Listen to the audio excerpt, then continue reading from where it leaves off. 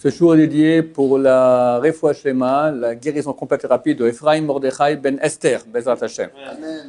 Ok, un sujet délicat dans Kibboutz Abahem. Dans quel cas est-ce que si les parents sont des Rechaim, des mécréants, des gens qui pratiquent pas la Torah, est-ce qu'on doit les écouter ou pas? Alors, s'ils ont un statut de rachat, c'est quoi un rachat? Quelqu'un qui transgresse des péchés comme ça sans aucune raison valable, on va dire. Ou il ne croit pas, ou ça le saoule, comme il dit, d'accord? Ou nous on est trop marmère pour lui, on est trop intégriste, etc. Il fait un peu ce qu'il veut. Est-ce qu'il y a l'obligation d'honorer ses parents ou pas? Marloket, divergence d'opinion entre Maran, l'auteur du Shulchan Aruch pour les Sfaradim, et le Réma, l'auteur du Shulchan Aruch pour les Ashkenazim. Pour les Sfaradim, obligation de les honorer, rien ne change. Même les parents qui sont des Rechaim, d'accord? Le papa c'est le chef de la mafia, eh ben, tu l'honores aussi. Pour le Réma, non, pas besoin, mais ça ne donne en aucun cas une autorisation ni de leur faire honte, ni de leur faire du mal, d'accord, les faire souffrir, tout cela, c'est interdit. Et c'est même conseillé pour l'Ashkenazim, même d'essayer aussi quand même aussi de les chabed otam, comme le Shulchan Aruch, d'essayer de les honorer aussi. Ça, on parle maintenant d'un rachat normal, on va dire, d'accord. Maintenant, il y a un rachat qui, lui, il s'oppose à la Torah. Il est militant contre, d'accord. Tu fais une bracha, il rigole. Il parle sans cesse contre les religieux, il n'aime pas, il dit c'est des bêtises, tout ça. Il se bat contre la Torah. Alors là, il n'y a plus aucune mitzvah de l'honorer. Donc, pas besoin de se lever devant lui, pas besoin de tous les doigts qu'on a vus. Mais toujours attention, ça ne donne pas l'autorisation ni de le faire souffrir, ni de le faire honte, ni de tout ce qui est plus que ne pas faire. Tu peux ne pas faire ce que tu dois faire, mais il ne faut pas faire le contraire non plus. Quelqu'un qui fait tchouva, d'accord? Si ses parents, ça leur est égal, ou même ils auraient préféré qu'il ne fasse pas tchouva, mais le laisse faire ce qu'il veut, ils ne vont pas le critiquer sans cesse, même pas le critiquer du tout, d'accord? Alors ça va. Mais si chaque fois qu'il fait quelque chose, encore tu nous énerves, encore ce truc, etc., il empêche d'avancer, d'accord? Comme c'est hélas souvent le cas. Donc dans ce cas-là, on n'est pas tour, on est dispensé de Kibboutz Abahem de les honorer. Toujours, je rappelle, sans leur faire du mal, sans leur faire honte, sans les faire souffrir. Au sujet. Les parents sont religieux, mais pour raison X, Y, Z, ils te demandent de transgresser la Torah. D'accord? Alors c'est marqué très clairement dans la Torah, honore ton père et ta mère, je suis Hachem. Pourquoi c'est marqué je suis Hachem? Pour te dire que si tes parents te disent une chose, et moi je dis une autre, Hachem dit une autre, alors tu dois m'écouter et pas les écouter à eux, parce que eux aussi ont l'obligation de m'écouter à moi.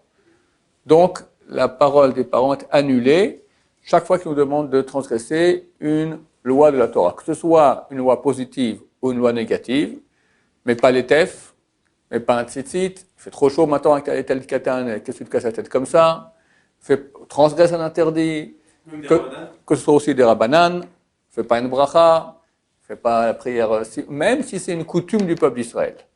Une coutume du peuple d'Israël. Une khumra, on verra ça dans un peu plus loin, d'accord? Mais même une coutume du peuple d'Israël, que le peuple d'Israël a pris sur soi, alors en aucun cas il peut te dire de ne pas la faire. Oui. Et si la maman a dit ne mets pas la kippa dehors?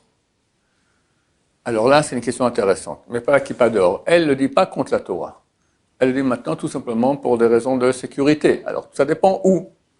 Si effectivement il y a un danger, alors à mon avis, tout ce qu'il faut mettre une casquette. Voilà. C'est pas pourquoi l'embêter à ta mère, peut-être une solution de casquette. Celui qui dira, mais quand on prend une casquette, on a l'air encore plus juif qu'avec la kippa. Alors, il y a un truc qui existe qu'on peut faire aussi au travail, c'est un truc à savoir, d'accord? Les gens qui travaillent, ils ne peuvent pas travailler ni avec casquette, ni avec ou aller au bac, d'accord? Beaucoup m'ont posé la question, on ne peut pas aller ni avec la kippa, ni avec la casquette. Alors, il y a une perruque. Tu mets une perruque, long si tu veux, comme les Beatles, d'accord? Ou bien tu mets une perruque courte, il n'y a aucun problème. Pour les hommes. Si on a vu que le père se trompe, il te dit une chose de Torah complètement à l'ouest, d'accord? Alors, comment le corriger? Tu ne peux pas lui dire, non papa, tu te trompes, c'est pas écrit comme ça. Il faut que tu lui poses la question. Dis-moi papa, est-ce que c'est pas écrit comme ça dans la Torah? Qu'est-ce que tu en penses? Alors, s'il insiste, tu ne peux pas aller contre lui trop, d'accord? Alors, ce qu'il faut faire, normalement c'est écrit, tu vas amener le livre et tu lui montres. Tiens, je n'arrive pas très bien à comprendre, comment tu comprends ça? Pas lui, tu vois, j'ai raison. C'est pas comme ça. Je n'arrive pas très bien à comprendre, qu'est-ce qui est écrit ici? Qu'est-ce que tu en penses? Et si malgré tout il te fait un plat tordu, alors tant pis, tu as fait ce que tu veux faire, il ne faut pas aller lui prouver que, d'accord, il ne faut pas trop se bagarrer avec lui. Tu vois qu'il veut faire un interdit, pas dire papa, halte, d'accord, tu cries interdit, pas faire comme ça. Tu dis, est-ce que tu n'as pas entendu que peut-être c'est écrit comme ça? Qu'est-ce que tu en penses? Je crois que j'ai entendu qu'il y avait un problème avec cela. Tu dis non, il n'y a aucun problème. Il va faire l'interdit. Toi, tu sais que c'est interdit. Alors là, tu peux déjà lui dire clairement, papa, je sais que c'est interdit, ne le fais pas. C'est vraiment ce qu'il va faire l'interdit. Maintenant, ce que je dis auparavant, c'est que tu vas le montrer dans le livre que c'est écrit. Maintenant, lui, il ne sait pas lire. Ni l'hébreu, ni le français, ni rien du tout. D'accord? Si c'est écrit qu'en hébreu. Tu n'as pas toujours un livre en français. Pas tout est traduit en français. D'accord? Alors, tout le monde, le Mishnah Bora, lui, il ne connaît pas. Comment tu fais? Alors, tu peux raconter une histoire. Raconte une histoire. Tu vas, une fois j'étais en Shiur. Non, une fois, quand j'étais à la Yeshiva, il y a un garçon qui voulait faire le truc qu'il veut faire maintenant le papa, et le rachat est venu, lui dit pourquoi tu fais ça, c'est un problème. Enfin, il raconte une histoire comme ça en passant, que c'est arrivé une fois qu'un rabbin il a dit à quelqu'un de ne pas faire. Et lui comprendra par la belle histoire, mais pas lui dire directement non, c'est interdit. Alors, ça c'est déjà une autre loi, c'est en ce qui concerne les lois de Tochecha, d'accord? Quand on voit un juif, n'importe qui va faire un interdit, est-ce qu'il faut le dire ou pas? Alors, c'est marqué qu'on est dispensé de cet interdit-là à deux conditions. Il faut qu'il y ait les deux conditions. Un, qu'on est certain qu'il ne va pas nous écouter. Deux, c'est une chose qui n'est pas écrite clairement dans la Torah. La Torah, que ce soit des Rabbanan ou des Oraita, d'accord? C'est une chose qui n'est pas connue. D'accord? Le Shulchan Aruch, il donne l'exemple suivant. Il dit, les femmes qui mangent la veille de Kippour jusqu'au coucher du soleil. Elles voient le soleil comme ça descendre, elles mangent, elles arrêtent. La dernière seconde possible.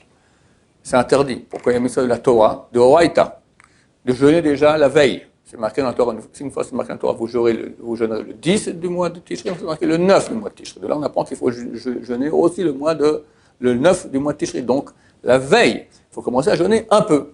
3 minutes, 5 minutes, d'accord? Shulchan Aruch, il dit, c'est le chapitre Terach, d'accord, 608, il dit, on leur dit rien. Pourquoi? C'est pas marqué clairement dans la Torah. Eux, pour elles, Yom Kippour, c'est un jour.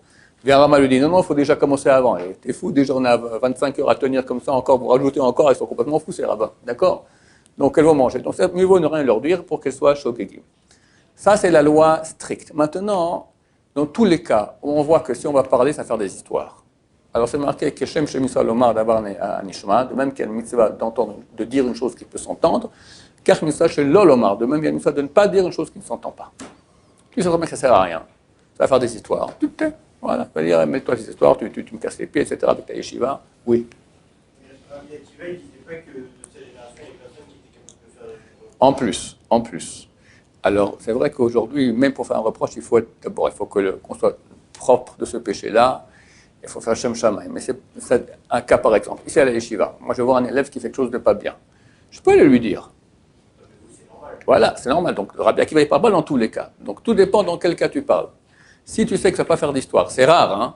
C'est rare. Même ici à la yeshiva, où les jeunes gens, ils aimeraient bien avancer, etc., un dit à l'autre, on le regarde de travers, d'accord?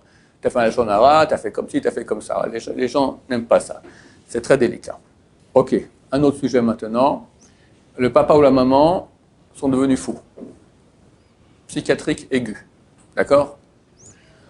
On est obligé de les honorer aussi. Ce n'est pas à cause de cela qu'il faut maintenant. Si on arrive à des situations qui sont intenables. La Gemara raconte l'histoire de Rav Assi, sa mère devenue folle. Elle était déjà vieille, elle dit, je veux que tu me trouves, je veux un mari, je veux me marier. Après elle a dit, je veux me marier avec toi. Alors, il a vu qu'elle était venue complètement zinzin. Alors dans ce cas-là, on ne peut être contact avec les parents, partir, changer de vie. Alors que Rav Assi, il est monté, il a quitté Babel, il est monté en terre d'Israël. Mais il faut absolument s'arranger pour qu'il y ait des gens qui s'occupent des parents comme il se doit à notre place. D'accord? On ne peut pas partir comme ça et laisser les parents sans soutien dont ils ont besoin. Donc il faut trouver quelqu'un qui va nous remplacer et dans ce cas-là, on peut partir. Le père devient fou, il se met à cogner sa maman, d'accord? Il est fou psychiatriquement, d'accord? Il se prend pour Napoléon et il fait la guerre à sa maman, d'accord? Alors, tu appelles le médecin, il dit attachez-le. Tu n'as pas le droit d'attacher. Tu vas faire ça. Tu ne peux pas aller attacher ton père. Mais il cogne ma maman, d'accord?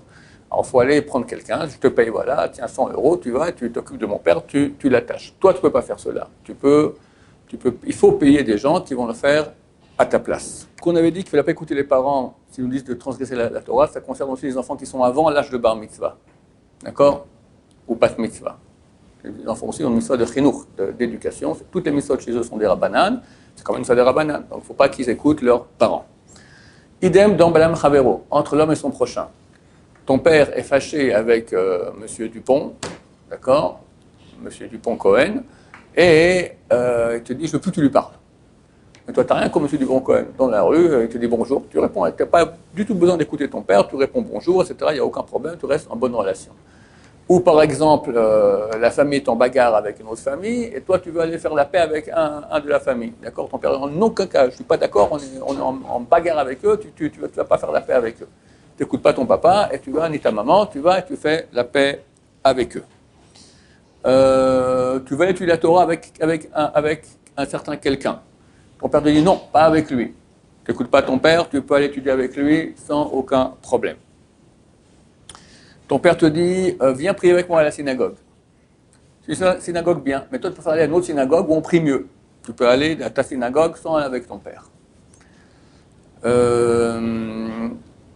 n'as pas le droit d'écouter de la shonara de tes parents. Maintenant, des gens ont fait la shonara sur tes parents. Tu n'as pas le droit d'aller leur raconter, ça fait très mal, tu vas bien leur raconter que M. Dupont-Cohen, il a dit sur eux comme ci, comme ça. Rien le droit de dire, ça va faire des bagarres. D'abord, d'après les lois ça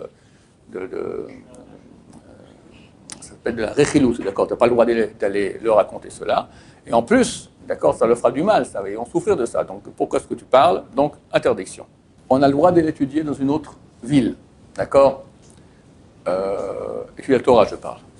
D'accord, tes parents te disent reste dans cette ville, mais toi tu as une autre yeshiva avec un rabbin très bien, Rav Chayan, d'accord, tu sais que c'est vachement bien d'étudier avec lui. Tu peux aller quitter ta ville de Paris pour aller étudier, surtout en plus en terre d'Israël, d'accord. Même le contraire, tu peux quitter Israël, et tes parents habitent Yerushalayim, tu dis non, je vais maintenant à Paris, la Histoire, parce que là-bas il y a le Rav un tel qui donne des très bons cours, tu peux aller, c'est permis, tu n'écoutes pas les parents pour l'étude de Torah. Ça vaut la peine dans ce cas-là. Et dans tous les cas où quelqu'un veut tuer dans une yeshiva, les parents s'opposent, ou disent c'est une yeshiva qui est mi-temps, mi-Torah, mi-métier, tout ça, lui veut faire un kulo kodesh, ça vaut la peine de pas toi t'imposer aux parents, de demander à une tierce personne influente, d'accord, un rabbin important, le grand rabbin de Paris, d'accord, qui appelle les parents, bonjour, voilà, l'office, voilà, essayer d'influencer comme ça, pour essayer qu'ils acceptent de plein gré. Mais s'ils refusent, tu peux quitter dans une autre ville. Kol Shekel, à plus forte raison, si c'est pour monter en Israël.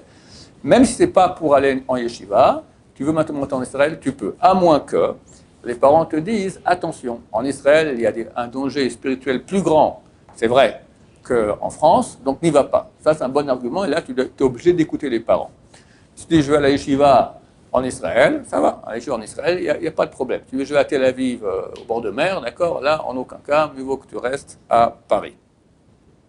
Même Tel Aviv, pas au bord de mer. Tu as le droit de quitter Israël pour aller faire Kibbutz Avehem, aller-retour. Tu vas aller voir pour les Hagim, tu passes les fêtes avec eux, bonjour papa, bonjour maman, comment tu es, hop, et tu reviens en terre d'Israël.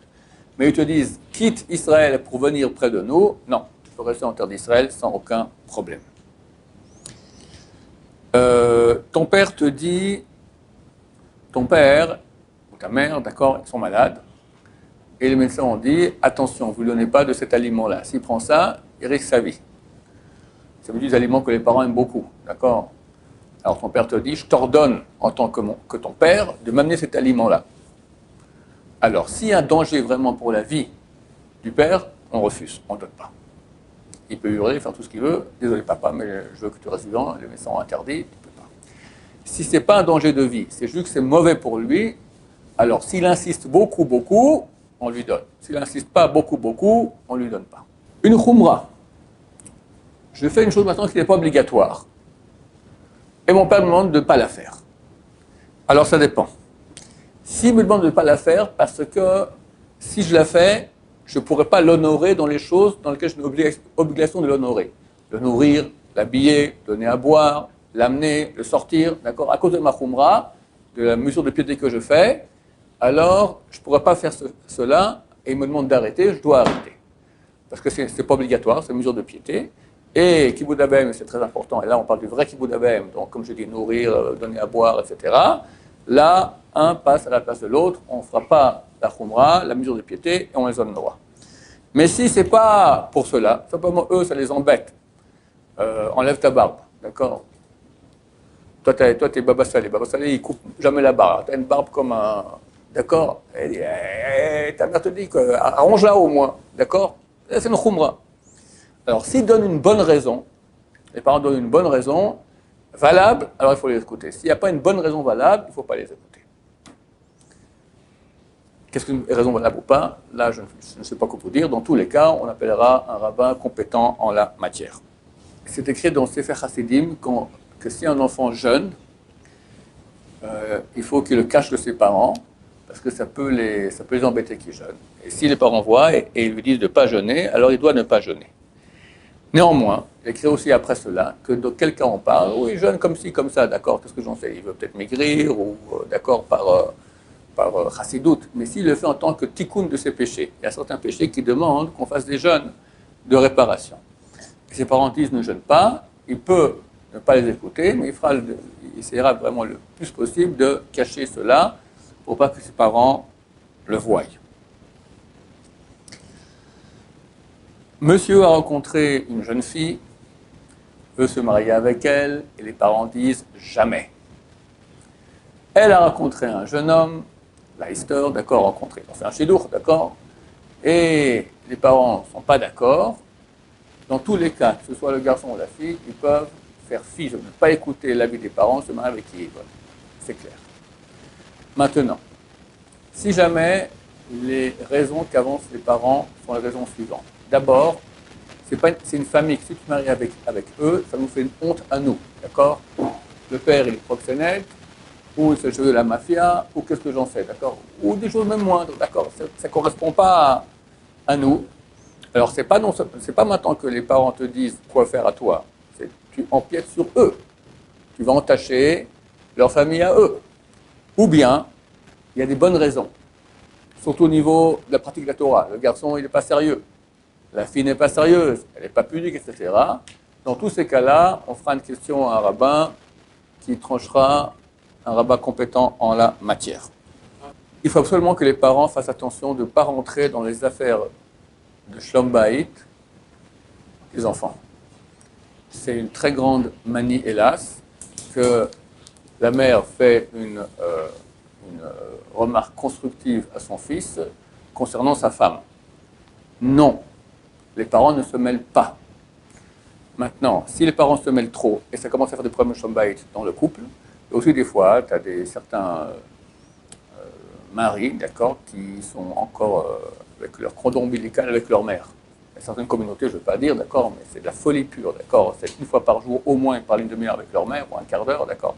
Et la mère prend une place extrêmement grande dans la famille du couple. C'est pas bien. C'est pas bien. Il faut que quelqu'un parle au mari, lui dire qu'il arrête de faire le zigoto, d'accord. Ta mère, c'est terminé, tu t'es marié, bye bye, tu dis de temps en temps, tu appelles pour dire comment ça va, mais pas plus. Et la mère doit comprendre cela, et le fils doit comprendre cela. Et surtout pas faire des remarques sur la belle-fille, ni la belle-fille sur la belle-mère, évidemment. Maintenant, dans les cas où ça ne va pas, on appellera une autorité rabbinique compétente qui sera de guider le couple et les parents aussi comment faire pour pas que les problèmes s'enveniment. Je m'apprête à faire une mitzvah que si je ne fais pas maintenant, on ne pourra pas le faire plus tard. Par exemple, aller à un enterrement. Ou aller maintenant à Saméar, un ami à moi qui se marie. Et si je ne vais pas, il sera triste à cause de cela. D'accord? S'il y a suffisamment de gens qui vont, ce n'est pas obligatoire. Mais si je ne viens pas, il sera triste. C'est un ami qui est proche. Et mes parents me demandent maintenant de s'occuper d'eux. Alors, si je peux trouver quelqu'un d'autre qui fera la mitzvah à ma place, et je m'occupe des parents,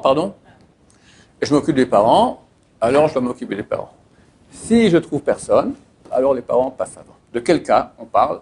Les parents m'ont demandé maintenant de les servir dans les choses qui sont obligatoires dans les lois de Kiboud. Nourris-moi, donne-moi à boire, amène-moi, ramène-moi, habille-moi, d'accord, lave-moi, toutes ces choses-là.